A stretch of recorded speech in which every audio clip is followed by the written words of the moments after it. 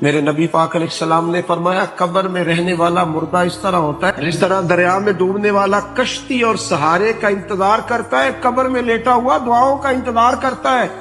وہ وہاں لیٹا انتظار کرتا ہے کہ میرا بھائی میرے لیے دعا کرے، وہ انتظار کرتا ہے کہ میرا بیٹا میرے لیے دعا کرے، وہ انتظار کرتا ہے کہ میری بیٹی میرے لیے دعا کرے۔ دعا وہ قیمتی تحفہ ہے جس وقت قبروں میں جانے والے بھی انتظار کر رہے ہیں۔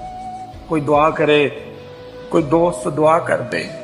اگر کسی کے بچے لیٹے ہیں تو وہ ماں باپ کی دعاؤں کے منتظر ہیں، دوست لیٹے ہیں تو دوستوں کی دعاؤں کے منتظر ہیں۔ اور میرے نبی کریم علیہ السلام نے فرمایا جب تم دعا کرتے ہو اس طرح دریا میں ڈوبنے والے کے ہاتھ سہارا آئے تو اسے خوشی ہوتی ہے، قبر والے کے پاس دعا پہنچتی ہے تو اسے خوشی ہوتی، ان کے لیے دعائیں کریں۔ میرے نبی پاک علیہ السلام نے فرمایا میری امت قبروں میں گناہگار جائے گی، نکلے گی تو نیکوکار